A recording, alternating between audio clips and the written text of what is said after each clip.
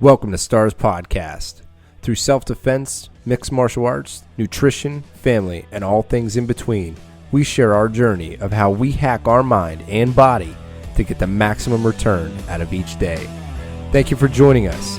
Enjoy the journey. Welcome back to Stars Podcast, your growth mindset mecca. This is your host, Ron Jordan, coming at you from Rocinante Studios in Slippery Rock, Pennsylvania. This episode is brought to you by Valor Personal Defense Group.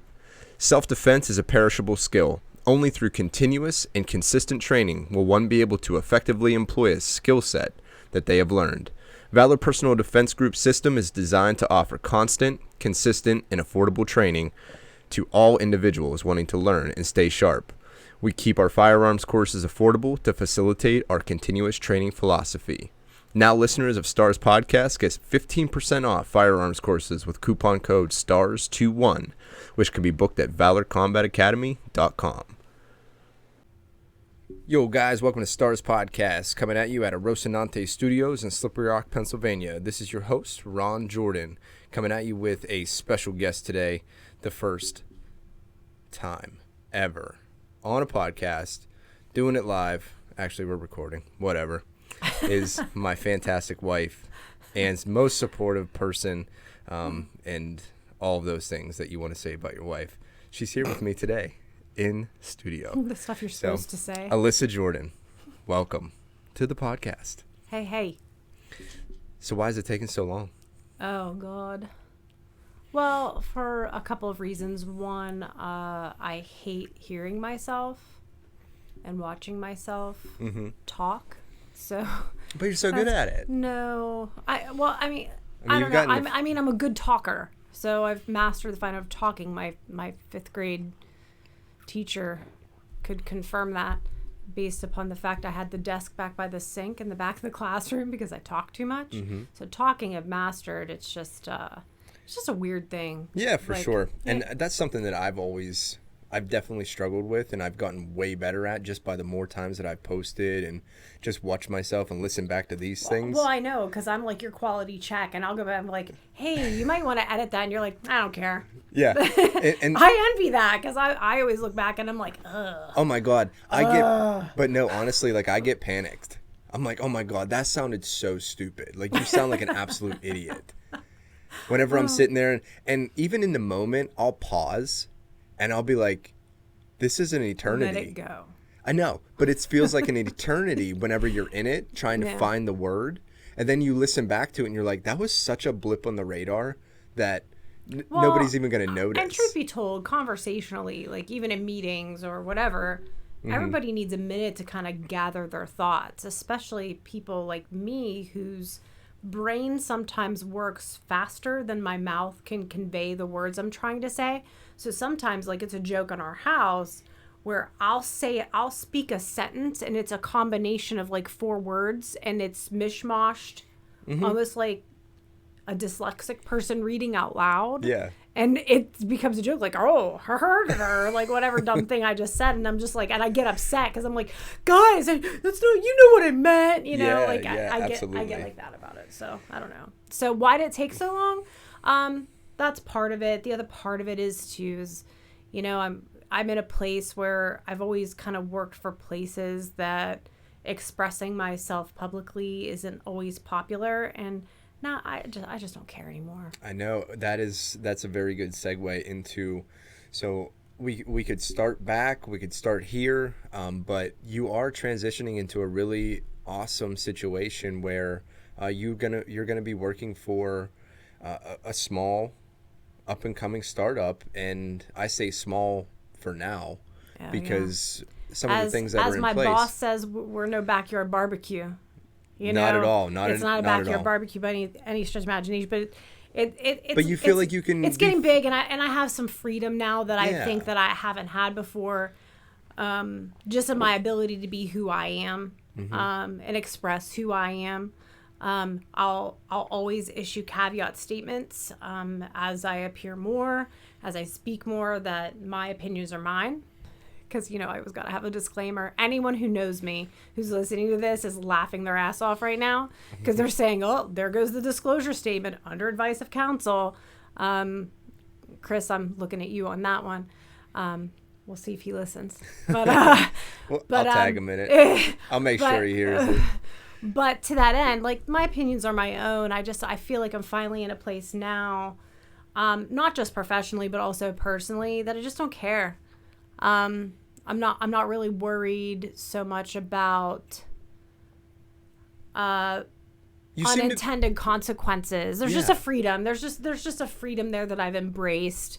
I want to say a lot more lately, because I'm taking more risks. Mm-hmm. Which is way outside my comfort zone. Yeah, and that's something that just seeing you as your husband and being on the inside of these walls, I have also noticed that freedom has been so liberating for you in terms of trusting your gut and trusting yourself in so many different avenues. And every time that you go down that road now with that mentality, it just seems like no matter what, you just seem to make it work. And not because it wasn't meant to be, or you're trying to put a square peg in a round hole. It's your ability, and I've said this to countless people, your ability to read situations and read people and be very accurate to almost a point that is a bit alarming because it is so.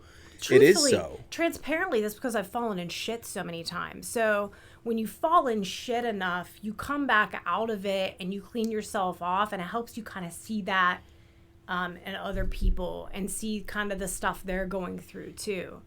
So I think that has a lot to do with it. And just to give some background, I've worked for really large companies. I've worked for medium-sized companies, and I've worked for a health system. And I'm a compliance and ethics professional. So I'm an attorney by trade, licensed attorney by trade, but I chose a different path. So there's a lot of baggage that comes with that too, because I'm not, this person that's out here billing, $350 to $500 an hour for services. I've chosen to kind of work for companies because cultures of companies that employ people and where people have to go every day and spend their time is really important to me. Doing the right thing is really important to me. So I've found a way to leverage being a lawyer with that. And I guess that's where some of the baggage has come from, and some of my inability to feel like I can kind of speak forward. But that's my entire job function, is to speak up. So it's one of those things you just kind of have to reconcile. Just to give some context for that, but reading people, reading situations, and kind of interpreting those things, I think, is why I've been successful in the roles I've been in, even if those roles ended up not being right for me. So I think what I've been able to do lately, and I want to say this is probably over the last year, given some of the really complex things that have come up for me, both personally and career-wise, is just be able to navigate that a little bit differently by recognizing that I can take some risks and I can kind of flex a little bit differently, and that my voice in speaking up matters, not just when I'm sitting around a table of leaders of whatever company I'm sitting in and telling them, hey, I know you want to do this, but we got to adjust. We have to pivot a little bit. We have to do it this way. Or, hey, we may not be able to do that because of X, Y, Z. I think being able to do that, I think that's allowed me to kind of evolve a bit in risk taking, and understanding that voice doesn't just matter there. It can matter anywhere. Yeah, it has mattered in countless relationships that you've come across. It has mattered in those businesses. It has mattered for me. And listen, in those relationships, it sometimes led to end of relationships. Well, that's where I'm going with this. Let's be honest. That what we talk about in this new space that we're in is this kind candor of, you may not like what I have to say, but what I have to say is coming from the most positive intention possible, because I care so much about you that I can foresee where this is going, because I've been there, or I know somebody who's been there, because you have. And also too, just a little bit of backstory on that, as far as like how you gain all of this knowledge base. Anywhere you go, you are attracted, or people are attracted to you and tell you stories of things. Yeah, sometimes unprovoked. Sometimes random restaurants. I mean, our first date, it was so funny. So just a little bit about Ron and I. We met during the worst possible time for both of us to have started a friendship. And truly, it was a friendship. Yeah. He was separated, going through stuff. I was in the process of a weird relationship breakup, distance thing. It was a lot. I was finishing my first year of law school, which I can't tell you how many people I have to apologize to who are still friends with me, who were a part of that first year of law school, because I was a single mom at the time. It was just me and Holden, working all day, full time during the day, going to school at night. I was in the process of writing my my appellate brief for the last semester of law school and getting prepared for oral arguments, which is your pretty much entire grade for that, and prepping for finals. Awful timing, like worst possible timing for, I mean, it was great for a friendship, but how it evolved into a relationship was insane. But it's funny too, though, in that situation, like given all of that stuff that you were doing, you still found time to help a friend. Oh yeah, I mean, so we met because we were helping our friend move, our mutual friend move. What up, Sky, if you're listening? Yeah.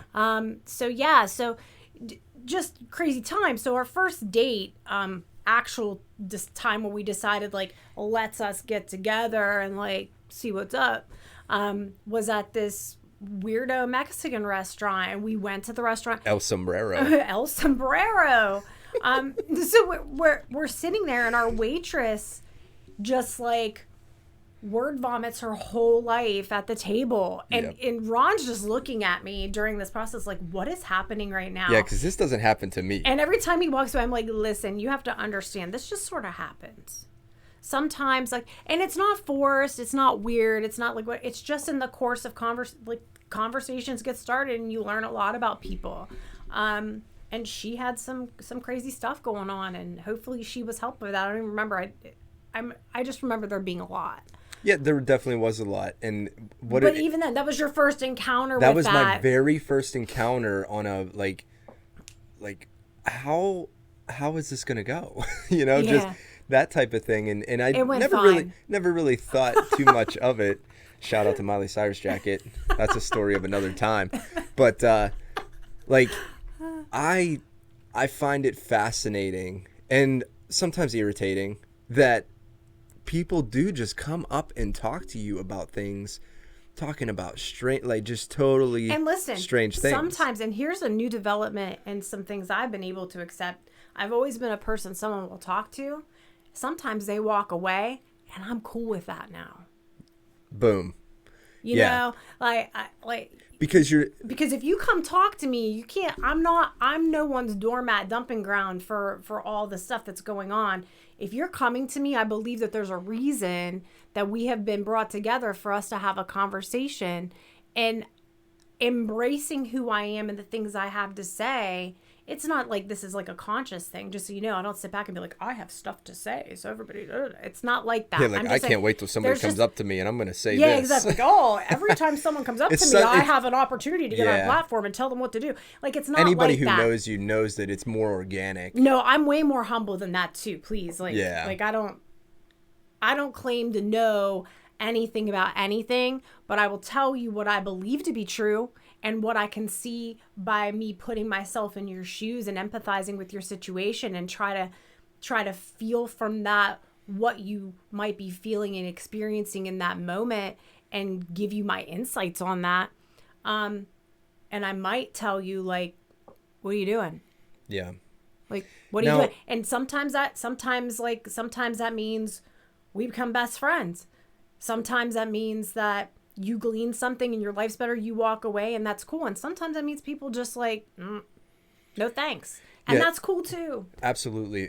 But that's a transition for you, because before it was much more, you took things a lot more personally. Absolutely. And it was an attack on your person rather than it. And I think, and you can explain to this point, is once you understand that those people may or may not accept what you have to say, as long as you put your best foot forward, you seem to be okay with that now. Yeah, and other people's pain, other people's lack of reconciliation with what's really going on, other people's perceptions of me and my life, got nothing to do with me. It's got nothing to do with me. Mm-hmm. I'm accountable for what comes out of my mouth. I'm accountable for what I do. But I'm not accountable for everyone else. Yeah. I'm accountable for me. And I have committed myself to being well-intended, humble, and mindful. And as long as that I'm doing that and not, listen, saying hard things is one thing, but saying hard things to be mean is another thing. And that's never where I'm coming from. And I just believe that as long as I'm focused on that's my level of accountability. That's the accountability I hold myself to. And I can't be responsible for everyone else's inability to hold themselves accountable in that way. Mm-hmm. Yeah, so, whenever you have high standards for yourself, and I think a lot of leaders out there end up in this situation, is when you have high standards for yourself and others don't measure up to that, you're disappointed. I become very disappointed in that person because I see so much potential as to what could be. And to your point, that has nothing to do with me. Yeah, but that's a tough transition to make because as a person who wants the best for everybody and is so energized about who they are and I'm just so excited about life, it's man, I want you all to feel like that. I want you to be bold and make these decisions. And it's at the same time, not everybody's ready for that, first off. Not to mention, too, I pour a lot of myself into the people I love. Mm-hmm. And a part of this reconciliation about that has nothing to do with me is that I'm deserving to be poured into, too. Mm. So a lot of my relationships have changed quite a bit, too, because you get empty if you keep pouring and you're not getting stuff poured back into yourself. So... And that doesn't mean that's everybody else's responsibility either. Sure. It's my responsibility to seek that out however I need to. So, be it a Discord community or be it a Clubhouse, listening to Clubhouse content, reading books on leadership, following Glennon Doyle on Instagram and getting my cheetah vibes from Glennon, whatever that. We're getting our laughs in with Adam Rippon. Right, or yes. Or following, fangirling Adam Rippon and loving him, everything he says. If you do not follow Adam Rippon on Instagram, you're missing out. US figure skater, you are missing some of the best content. When he releases things and he gives commentary, can he be petty? Absolutely. But is it funny? Also, yes. Cody Rigsby, Peloton. I'm going to tell you what. You want to get amped up. This is not an ad, okay? Cody Rigsby, when Brittany comes on, if you don't laugh and you don't get something from that, I don't know what you're doing. Yeah. You need fired up, go listen to Allie Love. Take a ride or do a class with Allie. Just stream it for a minute. Mm-hmm. First 5 minutes of a class. Robin, Arzon, straighten your crown. You just need 5 minutes. You kind of get going. Those types of things, though, you deserve to be poured back into. It's why even how I spend money is different. I have a Patreon for Mandy M. If you're listening, Mandy, Healthy Living for Hot Messes on Instagram. I have a Patreon for her because I believe in what she's doing. She's bringing awareness to what energy means and how to use it. And so $7 a month for that? Are you kidding me? That pours into me. My Peloton membership, that pours into me. Buying books, you will never anyone in this house, Brielle knows. Hold it. They ever wanted a book? Okay. Done. That's that. So I don't know where I was going with that. So the pouring back into you is a new development because you were not pouring into yourself, let's say 9 months ago. No, not even a year ago. A big transition happened for you. Yeah. Strength, not only in your mind as you're displaying now, but in your physical body also. Oh, yeah. So you've also made that transition. Yeah, and in this past year. Shout out to Kara, for bringing me on with her on a fitness journey. I have accountability partner in that, but I feel like that in and of itself has had a mind shift from even January of this year to now. So 100%. What it does too is the message that I think that I have for so many people just in this evolution, even over the last year and a half, because I was in a dark place. Dark place early last year, January, February, March, even into April was a very, very dark time. And it wasn't even related to pandemic stuff. Like COVID was a blip on the radar comparatively. COVID was lighthearted. Yeah. COVID was a welcomed reprieve in some ways, which I feel kind of bad even saying, because I'm not insensitive to countless lives lost and the struggle people with the economy encountered. So please don't interpret that as me being insensitive. I'm very sensitive to that. For me personally, for us as a family personally, we made the best of it. We didn't look at it as this. We saw it for what it was. Trust me. Oh yeah, we figured out a way to come closer together as a family. In that, whether we intended to or not, it's what happened. Mm-hmm. But I was in a dark place, like mental health wise, physically, whatever, and even stuff I was trying to do, I just felt like I was spinning my wheels and not getting a lot of traction. And I made a really big life decision last year to quit my job and to switch my focus a little bit. And that was the start. I think I was hoping it was the solution. It wasn't. It was the step and the next right step in the direction of getting to where I need to go. And I'm still not there, but I'm more content in taking those small steps forward now. And a lot of that has been, as much as I hate it, because listen, people, if you follow Ron at all, you know he's like endurance athlete, jiu-jitsu guy, like out being active every day. Like, it's so annoying. Like, I got to get my miles in and whatever. So, like, if you follow him at all, you know this about him. And he's like, yeah, look at me out running. Enjoy the journey. And I want to, like, throw up a little bit. Not because of that. Not because of what he's saying. It's just because, like, oh, my God, running. But that's what everybody tells me. Yeah, that's so... I am not a person who intuitively is like, let me get my workout in. Let me get that going. Yeah, I love the way I feel. Listen, I enjoy looking better in clothes. I love clothes. Love to buy clothes. Love to wear clothes that look nice. I enjoy that. The funny thing is if you want that, you have to do the work to get that. That's where the disconnect is for me sometimes in my mind, because I don't like that. I'm a chiller. I'm a like, let me snuggle up with a blanket and just be warm and cozy. I'm a cozy seeker. Mm-hmm. Then give me a book and a cup of coffee in a corner and just let me sit and be warm and cozy. So getting uncomfortable from a physical perspective, I still don't love it. I have to be disciplined with it. So yeah, that whole journey has come with just having to be disciplined about that and making it a priority, the same way I was making it a priority to absorb content and pour into myself with the information I was receiving or books I was reading or whatever Something too that I've noticed, and it's not just your situation, it was my situation as well. When you go down these paths, you start out on your own. But you had a co-pilot with you, with Kara, and then you ended up into this community of people that were doing the same thing, the ETM community. Yeah.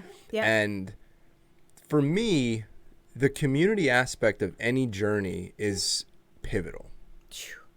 Because you can be depressed on your own. Like, it's hard to be depressed in a group full of people that are, I don't want to say it's hard to be depressed, because it's super easy to stay Oh, depressed. no, because you can get in a wisdom tooth story scenario all day never long. tell a 2 wisdom tooth story to a 4 wisdom tooth guy. That's right, because they're always going to be like, your wisdom teeth? Mine were impacted. Well, all 4 of mine were impacted. Yeah. Oh, yeah, well, while I was in surgery, I almost died. Like, it's always a one-up community. Yeah. So I can always be worse than someone else, but but I get what you're saying. Yeah, I think the community aspect of it really helps to get you in the right direction. When you have a lot of people and a lot of success stories, for you to look at those folks and say, man, that's where I want to be, and then almost replicate what they've done, it gets you at least out of the rut to start traveling down the path. Yo, like even just being able to text my accountability group, like we have a Snapchat, and shout out to my girls, but like even if I'm like I am so hungry today, I just want to eat a cookie. And instead of getting like, don't eat that cookie, you know better, do you want to sabotage your whole life? I have a crew of people that's like, if it's a small cookie, eat the cookie and get it over with, so you can focus on the rest of your day. Like it's taken all this negative talk about staying disciplined and turned it into like a positive thing, and we laugh about it. Like, are there nights I eat a bowl of Life cereal? Yeah, because it's delicious. Mm-hmm. But do I now feel like it's gonna make me lose all my progress? No. And I think that's sort of like a telltale sign about everything is. Well, I like the way that they bring it back to you, and this is news to me. Like the spin is always the difference. It's not like what you say, it's how you say it, but that's a what you say situation. Like, do you want to sabotage yourself? Well, no, then that's fear-based. But they're more of an encouraging thing. Like, if you got to do it, and let's go. Yeah, well, and that's it. Let's go. Yeah, like after time that, to execute. Like I've been in conversations in this group where it's like, okay, so you had a bad day. Your next decision, make it a good one, because that will feed to your next decision that's probably a good one, and that's a next decision that's going to be a good one. And eventually you're going to have a full day of pretty cool decisions that the next day when you're faced with a hard decision, you'll be like, you know what, yesterday when I was like struggling with, my fasting period, because I do a little bit of intermittent fasting, FYI, when I'm struggling with that, yesterday I made it till 11. So I can make it till 11 today. Like, let's be honest. Yeah. Now, do you have an internal dialogue or just monologue, a couple sentences that you say to yourself, like when you get into those situations? Oh, so some affirmations by chance? Yeah. I'm going to tell you something that has shifted my mindset altogether, not just with the working out piece of it. First of all, for the first time ever this year, for the new year, I created like a vision board, which sounds hokey as hell. Like, if you're not into it, you're like, a vision board? Please. You want to know how I know people act that way? Because I did. That was a perspective I had. In my planner, I always have a paper planner. I kick it old school. I keep things electronic too, but I like to have a visual that I've written by hand in front of me. It helps me connect with it better. I made a vision board that has images all over it about things that I'm going to accomplish. And I'm going to tell you what, when you fixate yourself on that and you stay committed to that, I have a 6-pack abs picture of this fly chick with 6-pack abs. That's in there. I don't got it yet. It's happening. I'm in there. I'm working on it. But that's number one. Vision board. You don't have a vision board. Give yourself an hour to find some pictures on the internet, print them off, and slap them up on a board. And look at it every day. If you don't have a mindset shift within a couple weeks, I don't know, then you didn't do it right, because you will. It's undoubted. So that's number one. Number two, I got this app on my phone. Like, I got it right now. It's called I Am. I'm not paying for it. I still have the free one because I think it is free. But like I'm in the process of creating the perfect me. That's what's on my phone right now. I pick up my phone and this widget at any point in time of the day, there's a new affirmation up there. How many times a day do you look at your phone? Oh, hundreds. Well, let's not take the last 2 weeks because we've been involved in a different project for the last couple weeks. So VFam, what up? Yeah. But Shout out. Screen time's up. It's okay. That's a whole separate thing. But when every time you go to look at your phone, you have something like that staring you in the face, and you're like, damn right, I'm in the process of creating the perfect me. Hell yeah, the universe is working in my favor. The energy I'm spending is for the greater good. I'm well intended. I help people. Exactly. You feed yourself that type of messaging. So yeah, affirmations, absolutely. Now, as far as working out goes, that's a part of it too. Is like, I want to be healthy and strong and in a physical and mental condition to accomplish so many things. And I can't do that if I'm kicking my body's ass with garbage all the time. Yeah. That doesn't mean I don't eat pizza. I do eat pizza because pizza's delicious. Let me back you up. Yeah. Let me back you up for a second. ADD brain, That's all right. You gotta pull me back. Let me back you up. So when you decided to get into shape, there's a decent story that led up to that. Yeah. So we started on this adventure that we wanted to go snowboarding. Yep. Yeah, and we went all in a little bit. But we decided we didn't go all in right at the gate. So Ron and I did not grow up in households where you got to go skiing and snowboarding, despite living in an area where that can happen. It's just they weren't opportunities we had based upon our parents' income levels and things like that. Just couldn't do it. So we have always been committed for both of our kids to give them opportunities we just never had, because that's what you do, right? Yeah. You level up. Level up. Level up. So Brielle is amazingly athletic and awesome at skateboarding, and she was like, I want to try snowboarding at some point. Yeah, we should try it. Now, I was 30 pounds heavier, and still not, I was in some processes of being in a better mindset, but not quite there. I mean, like, this wasn't that long ago. So we take a weekend and we're like, let's do it. Like New Year's weekend after the New Year, we're going to go to Peak and Peak, and we're going to get a room. We're going to get a package. We're going to do the whole thing, and we're going to do it up. So that's what we do. So we get this lesson. We had a lesson. It was awesome. I think Jake was our instructor. Shout out to Jake for having the patience of Job. But we go and we have this lesson, and I struggled so hard. And I didn't just struggle, like, I was exhausted. My body hurt like 5 minutes in. Snowboarding looks like so free and easy. It's work. It is work. So I'm in this snowboarding lesson, and I'm realizing, like, even just like trying to skate on the board, my muscles in my legs are just like, why? And I'm out of breath, and I'm having a hard time just even staying focused on what I'm doing, because I'm getting so frustrated with the fact that my body hurts and I feel tired so easily.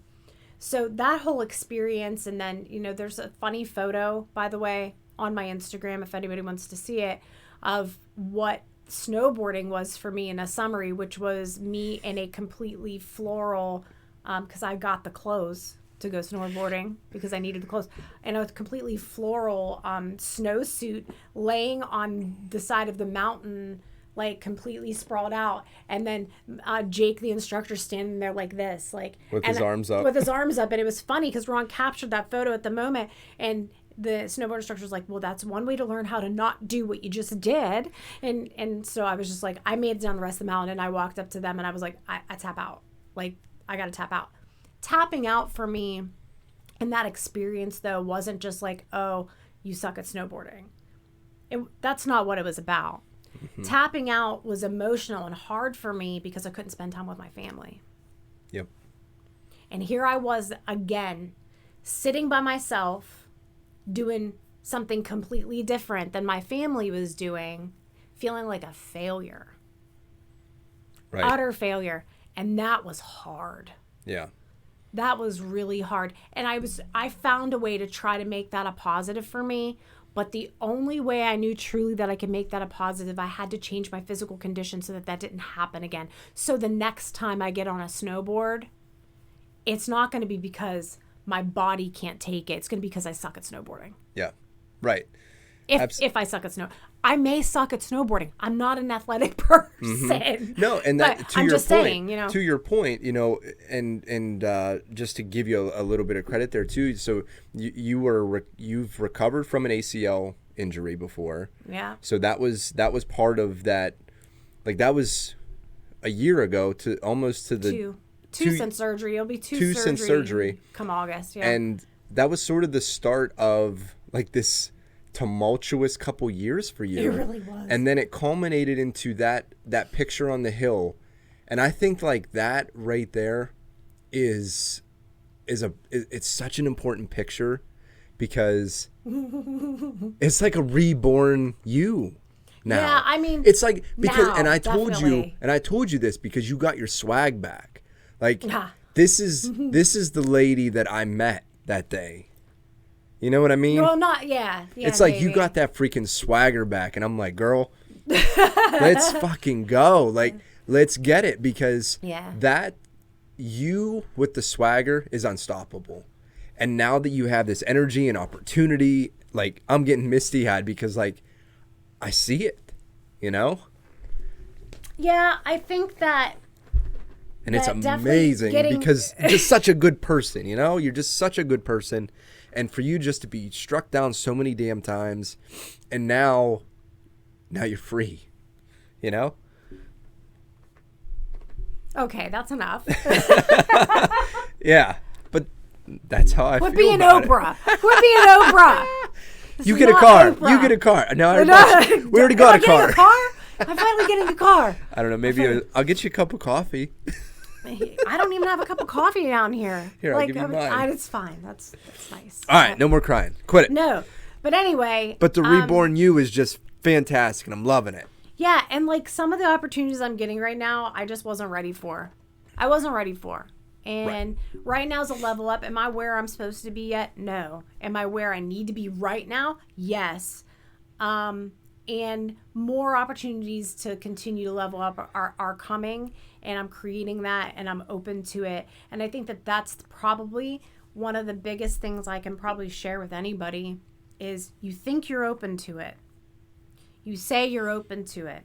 I'm open to opportunities. I'm open to doing what people say that all the time.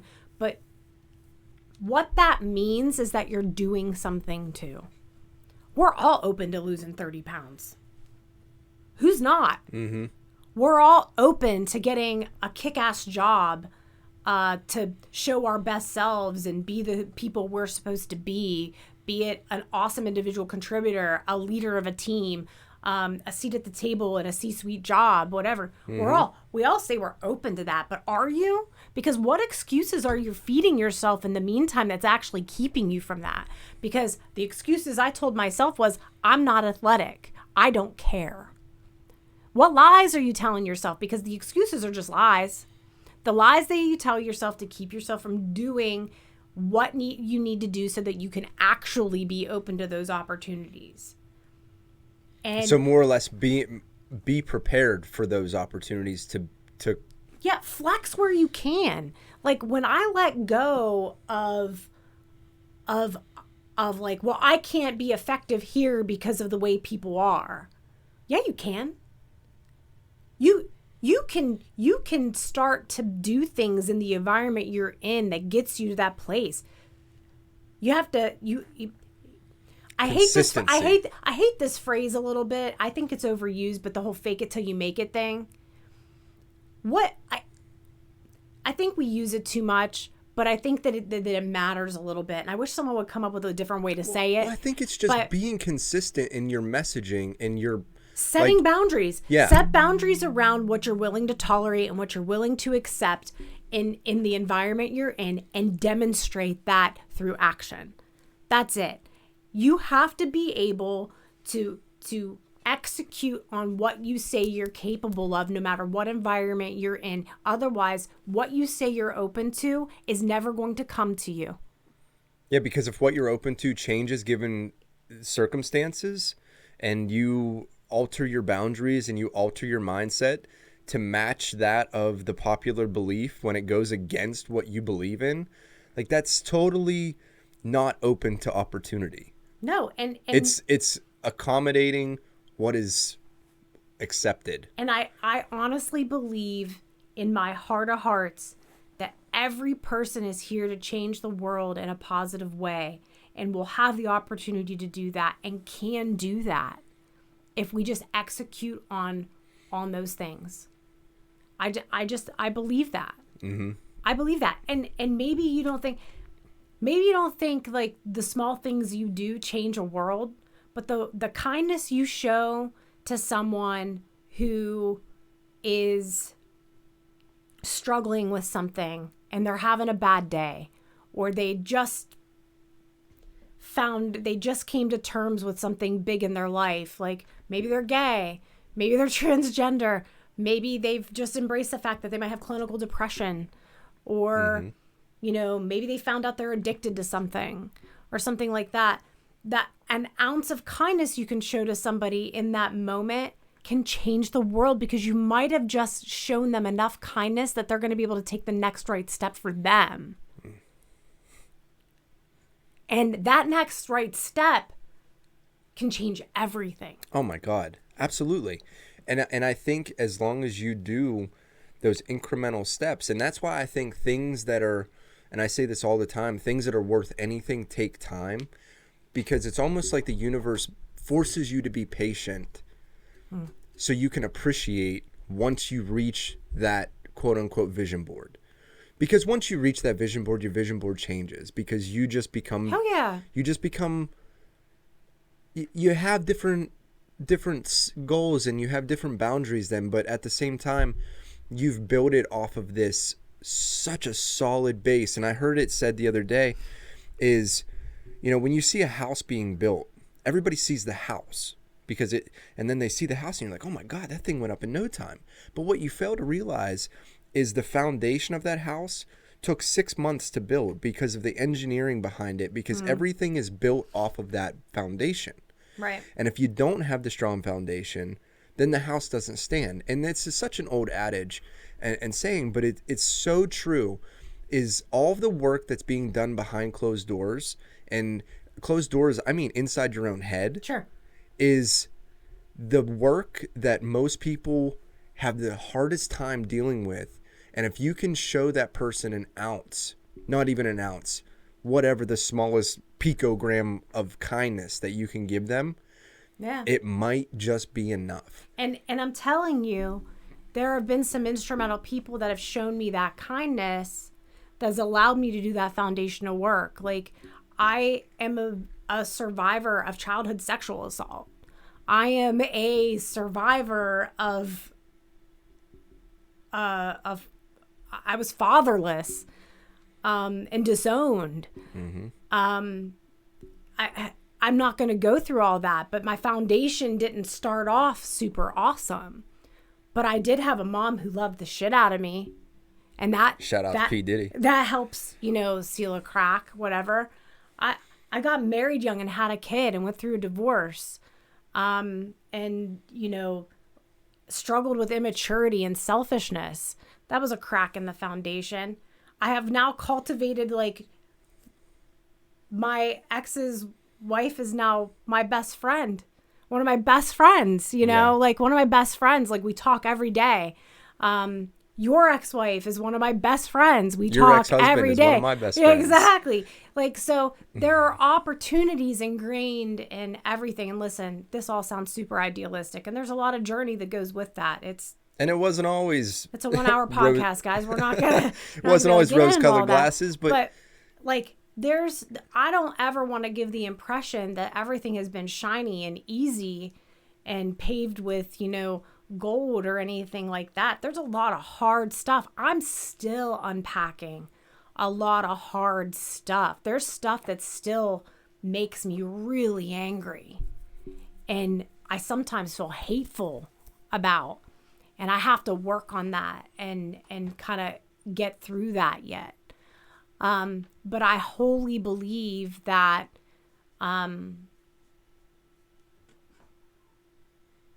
surrounding myself, giving myself standards and boundaries has been the foundation for getting better and being able to to go to the next level. And I'm not at the top of any mountain by any stretch either.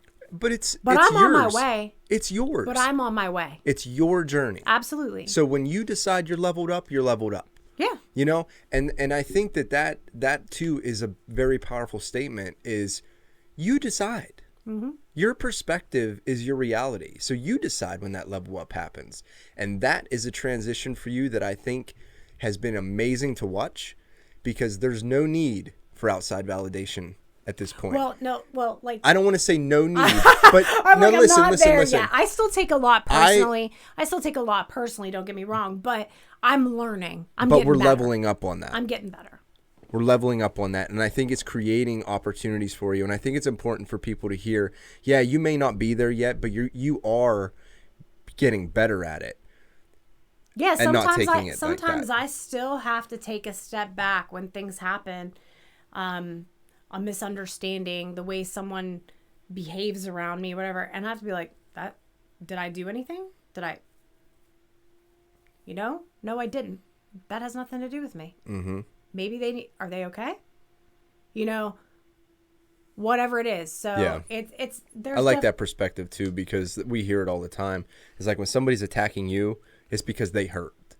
Something. And when something you can, hurts, yeah, when you can come at it from that angle, like, this isn't about me. This is totally about them. When you bite back, you're hurting about something too. You either got your feelings hurt, you got your pride hurt. Oh, I did. I went through this the other day. Somebody posted something on my LinkedIn, and I was like, I immediately took it as negative because I didn't know what the guy was talking about.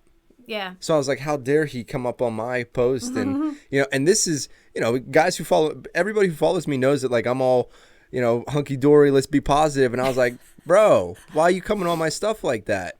But then I come back about probably 12 hours later, and I was like, wait a minute. You got mad because you didn't know what the hell he was talking about. So you felt insecure about that comment, and you took it negative when maybe he was... It's on Nick Corso's podcast. We talked through it. Yeah. And actually, he was like my sounding board for me to my internal monologue to try and figure it out. Nick. I didn't figure it out on the podcast. I messaged him literally 12 hours later. And that's when I reposted on the LinkedIn, because I was like, dude, you were insecure about your knowledge base about what he was talking about because you have no idea. So instead of taking his comment down and deleting it or hiding it, I said, you know what?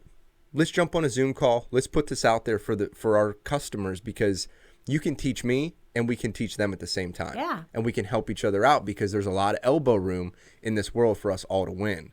And that's something that is also a transition for me, is the abundance mentality. Because it's hard when you think that you are, you're on top of the game, and then all of a sudden somebody comes at you with something that is like, I call it white belt mentality. You got to have white belt mentality and be a student too. Just because you're sort of leveled up from other people, there's somebody else above you too. And to continue to aspire, I think, is an important part of staying humble and having humility. And like, let's be honest, like, white belt mentality is not something I live, because like, I don't do martial arts, guys. Like, I just live it vicariously through everyone else in my house. We only spend 6 out of the 7 days at the academy. Yeah. Shout out to Valor Combat Academy. Stars Pod 21 for 10%, or I think maybe 15% off of your handgun courses. Anyhow. Also something I've not done because I'm scared, but a whole other thing. That said, there's just so much more room. I don't think I know better than anybody else. But I'm happy to be a part of this journey now. And I'm so happy that you come on. Use my voice to help folks along if to the extent that I can. And listen, and that's part of this too. I'm putting myself out there in the hopes that someone gleans some value from it, knowing many people are going to be like, I don't give a shit what she has to say. And I'm cool with that. That's it. All right, guys. As always, thank you for joining us today. Thank you, Alissa, for coming on. And I'm so happy that you're finally on and sharing your wisdom, because I'm not here without you. Oh. You have shaped my life from the very moment we met. And put me on a path because I was going to go get my master's degree in criminology. And this lady said, why? So more on that next time. That's the type of relationship we got. It's why, and we challenge each other, and it's all with positive intentions and love. And hopefully you guys are getting something beneficial out of this. And tune back in for the next episode with Alissa. And as always, enjoy the journey. Thank you, guys.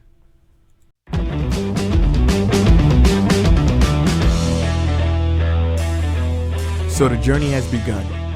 If you guys listening to our content today had any kind of value or you were moved in any way, please feel free to subscribe, pass it on, let everybody know that these two guys are the truth. They're out here just trying to do good things to make good people.